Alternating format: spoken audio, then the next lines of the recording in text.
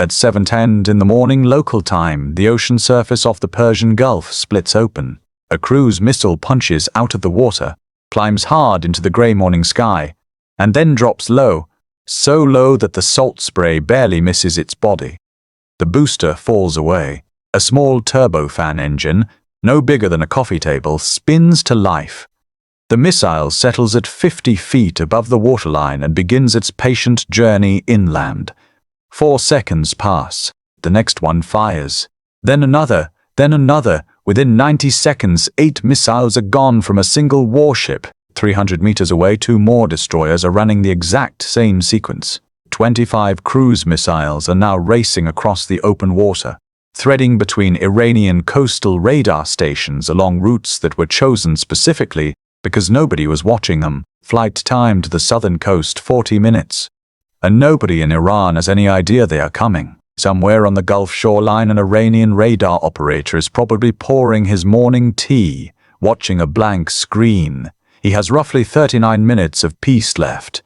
This is Pulse America News. I am Kundi, and what you are about to hear is one of the most complex, coordinated, and consequential military operations in modern history.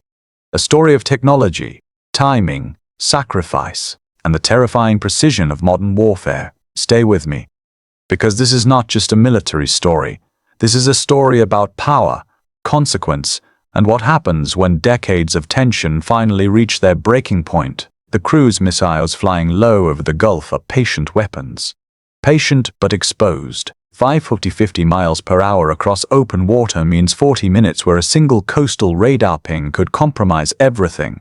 Every second of that flight depends on what was sent ahead of them. Already deep inside Iranian airspace, a wave of low-cost, unmanned combat drones is doing something no military asset has done quite like this before. An Iranian air defense operator at one of the country's most advanced surface-to-air missile batteries watches a dozen slow-moving Comtacs materialize on his radar scope. They are pushing inland from the coast at barely 110 knots. Crawling by the standards of modern warfare, he cannot tell which ones carry warheads aimed at his radar antenna and which ones are nothing but electronic decoys designed to drain his magazine. So he does what his training demands.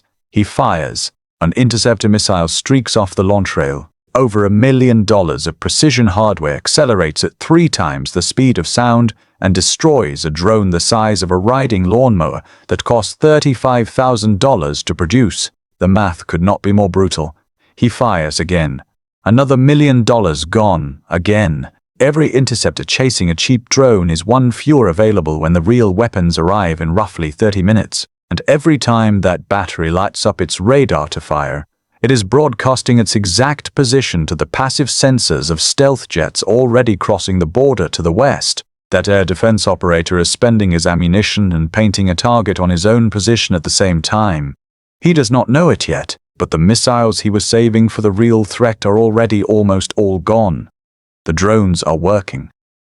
But the drones were never the main event. 90 minutes before the first cruise missile launched, a formation of heavy strike jets had been climbing east through neighboring airspace, tucked behind a screen of stealth fighters running in complete electronic silence. The stealth jets were not broadcasting anything. They were only listening, passively cataloging every radar emission along the Iranian border, building a picture of every gap, every blind spot, every frequency in use. The strike jets flew in that electromagnetic shadow, each one carrying a long-range air-to-ground missile slung under the fuselage. At 8:05 in the morning, the formation reaches launch altitude over western Iraq. The lead weapons officer in the back seat has been watching his targeting display update for the past hour, coordinates refined 3 times by a secure data link from an intelligence aircraft circling over Jordan. He confirms the final targeting solution.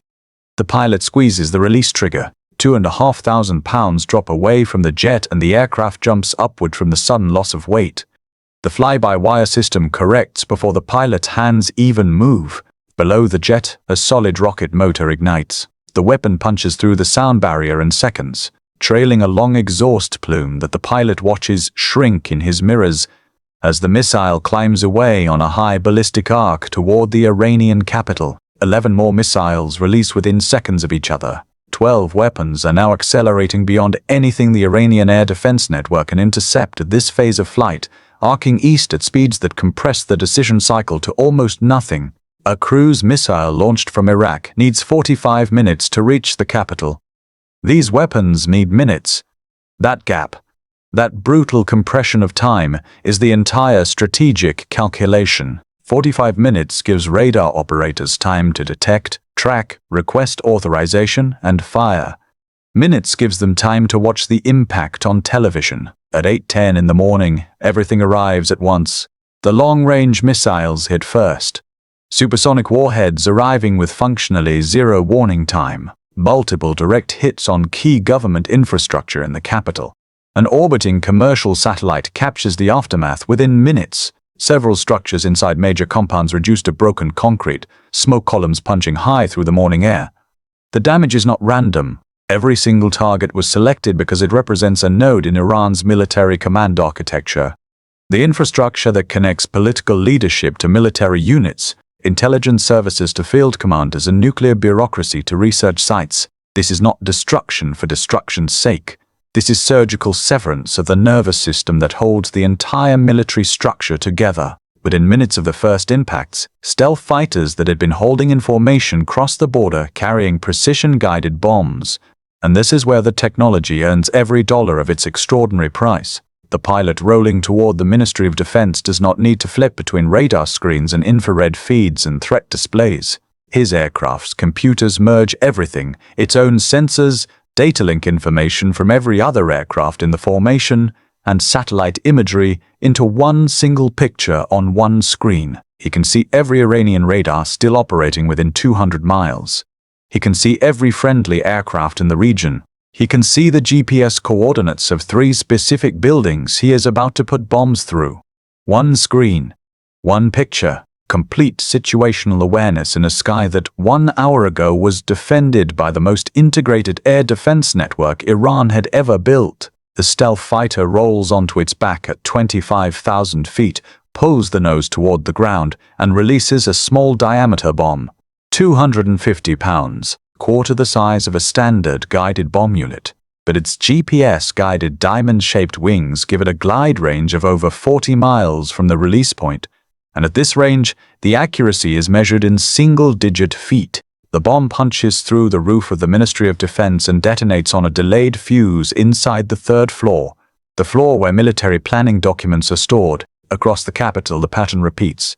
Intelligence headquarters, the Atomic Energy Organization, military research complexes, each one chosen because it cannot be rebuilt quickly, cannot be relocated, and cannot be replaced from backup systems. Every bomb is severing another connection in the chain that links Iranian military power to Iranian military action. 700 kilometers south of the smoke rising over the capital, the cruise missiles that launched from the Gulf warships finally reach the Iranian coastline. The first warheads hit the IRGC naval base at 8:12 local time. The command building falls inward. Fuel storage behind it catches fire, and a column of black smoke punches straight up through the morning humidity. 4 minutes later, a heavy strike jet rolling in from altitude puts a 2,000-pound guided bomb through the roof of a hardened concrete shelter on the waterfront. This shelter was built to protect the fast attack boats Iran spent years constructing for one specific purpose: to sprint out into the Strait of Hormuz in packs of 100, armed with machine guns and rocket launchers, and overwhelm oil tankers and naval vessels with sheer volume. Nobody is sprinting anywhere today. The bomb punches through the concrete arch and detonates inside the shelter. The overpressure has nowhere to go.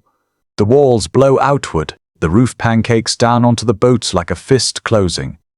The strike jet is already climbing back to altitude, pulling hard G's, when the weapons officer confirms the hit on the targeting pod footage. Below them, the Strait of Hormuz sits open and quiet. Iran spent 40 years threatening to close it and strangle the global economy. The boats that were supposed to do it are burning under a collapsed roof on the Gulf Coast. And the naval campaign is far from over. 500 kilometers east, strike aircraft from an aircraft carrier pushing at full speed into a headwind are headed for Iran's only deepwater port on the Gulf of Oman. Cruise missiles already hit the command post and fuel storage 20 minutes ago. The petroleum reserves are throwing a column of black smoke visible 60 miles out on the aircraft's forward-looking infrared sensors. But the submarine piers are still standing, and a diesel-electric submarine that slips out to sea can carry mines into the Strait of Hormuz, hidden inside commercial shipping traffic patterns, and close the strait without firing a single missile. That cannot be allowed to happen. The lead strike jet rows in on the submarine pier with a 2,000-pound guided bomb. His wingman follows 30 seconds later and puts a second weapon into the dry dock facility next door. If you cannot fuel a submarine, repair it, or load it with mines, it is an expensive decoration. A third pair of aircraft targets the anti-ship missile battery on the coastal bluff, the launcher capable of threatening tankers and coalition warships in the strait. 2 small-diameter bombs later and that battery ceases to exist. Across the Gulf Coast, the coordinated pattern has now dismantled 3 major IRGC naval installations. The carrier's air wing still has weapons on the rails as insurance against any fast attack boat brave enough to put to sea. None do, but 500 kilometers north the stealth jets over the capital are running low on fuel.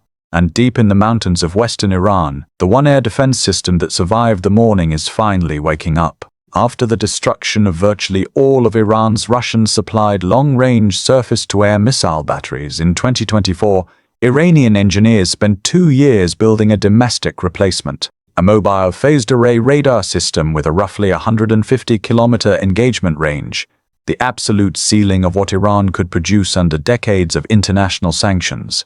They positioned it in the mountain ranges of the west, guarding the corridor that strike jets had been using all morning. A specialized electronic warfare aircraft from the carrier's air wing catches the first emission.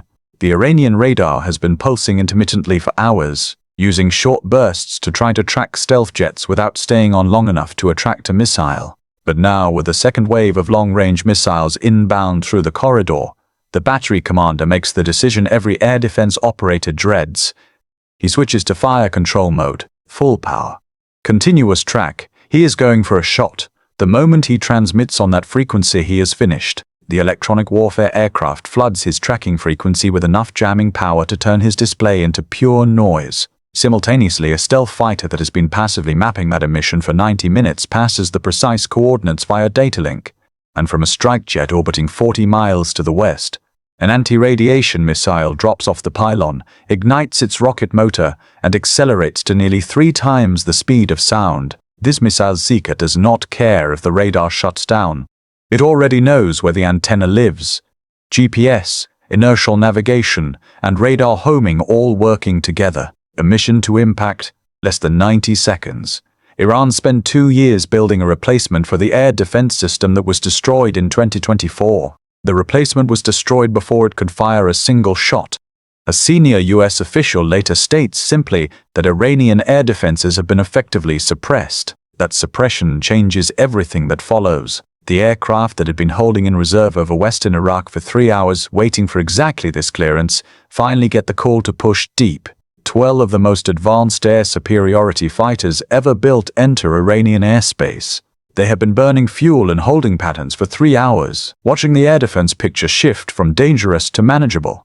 Now the picture is clear. The lead pilot pushes both throttles forward and banks east. His radar is tracking contacts the size of a golf ball at over 100 miles, while his own jet returns a radar signature roughly the size of a marble. An Iranian fighter would need to be within 15 miles to detect him at all. At 15 miles, the pilot's air-to-air missiles are already off the rail. It is the radar equivalent of being invisible until you are already standing in the room. But these jets are not here to shoot down fighters. They are here to listen, map, and feed targeting data to every other aircraft in theater. Over 30 antennas embedded across the airframe are quietly cataloging every electronic emission below. A mobile surface-to-air missile battery that relocated during the morning's chaos and believes it is safely hidden has already been geolocated from its own search radar. An IRGC command post communicating on a frequency it considers secure has been logged, its coordinates tagged and forwarded via data link to a strike jet orbiting 60 miles behind. Every piece of data collected makes the next aircraft's targeting solution more precise. The intelligence network is now self-reinforcing, getting better with every minute the operation continues. On the ground in western Iran, the most desperate part of the entire day is playing out in the mountain provinces. 30 strike jets loaded with glide bombs and cruise missiles have spread out across 3 provinces hunting mobile missile launchers, the heavy trucks that carry, raise and fire ballistic missiles capable of reaching cities far to the west. The mathematics of this hunt are brutal. A missile crew can drive a launcher out of a hardened mountain tunnel, set up in a valley, connect fuel lines, erect the missile on the rail, and launch in under 30 minutes. Then the empty launcher drives back underground before the next satellite pass. Finding a missile launcher in the Iranian mountain ranges is like finding a specific vehicle in a city of millions. Except this vehicle is trying to kill people and moves every 20 minutes. Months of signals, intelligent satellite imagery, and reported human sources inside the IRGC itself have built targeting packages for this hunt. Every one of those intelligence sources is contributing this morning. Drone footage later captures the defining image of the entire day. An Iranian missile launcher caught mid-sequence in a narrow valley, grainy infrared. The missile already vertical on the launcher rail, the ground crew visible at the base connecting the last fuel lines. The weapons officer on the orbiting strike jet has the crosshairs centered on the launcher, but he holds. If he releases now, the blast radius catches the launcher truck, but the missile could topple free, damaged but not destroyed. He needs the fuel lines connected. He needs the crew clustered at the base. He needs everything in one place. 10 seconds. 15. The ground crew steps back from the connection point. He releases. The glide bomb drops off the pylon and extends its wings. GPS and electro-optical guidance steer it down the valley on a trajectory calculated to impact the launcher base at a shallow angle, maximizing the blast footprint across both the truck and the missile simultaneously. 12 seconds of guided flight. The warhead detonates at the junction of the launcher rail and the truck chassis. The missile's fuel tank ruptures, and 3 tons of liquid propellant ignite in a secondary fireball that completely wipes out the infrared camera for 2 full seconds. When the image returns, the valley floor is scorched bare. But they cannot catch them all. Iran has hundreds of these launchers dispersed throughout the western mountains. Some are in tunnels with collapsed approach roads, some are decoys, and some, the crews that fuel fast enough, erect before the next drone pass, and launch before a strike jet arrives. Those missiles are already arcing towards cities far beyond Iran's borders. Some counterfire is going to get through. The only variable is how much. The only way to reduce that number is to keep destroying launch capability faster than it can be used. With Iranian air defenses gone and the stealth jets feeding live targeting data to the entire coalition, the operation scales to full capacity. The second major wave of strike aircraft fans out across multiple provinces targeting the infrastructure the opening strikes could not reach. Ballistic missile warehouses, air defense production lines, drone regiment headquarters, and the massive hardened depot complex is packed with one-way attack drones that were pre-programmed with coordinates for cities and military bases across the region, stacked in launch racks and waiting for the order that never came. Precision-guided bombs walk through depot after depot. Nearly 1,000 armed drones are destroyed on the ground before they can be launched. Simultaneously, strikes on underground command bunkers, communications relay stations, and fiber-optic network nodes sever the command infrastructure that Iranian military leadership needs to coordinate any response at all. Iran's internet connectivity drops to 4% of normal traffic, confirmed by independent network monitoring organizations tracking data in real time. The commanders who survive the morning cannot talk to their units. The units cannot talk to each other. Iran's military machine is still physically present. It simply cannot function as a coherent force. The operation does not end with a dramatic final explosion. It ends with silence.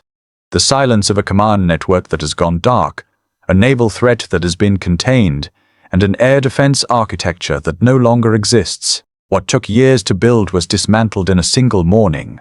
I am Kundi, and this has been Pulse America News. Stay with us, because in our next report we break down how the coalition targeted Iran's nuclear program, facility by facility, in the most consequential strike of the entire campaign.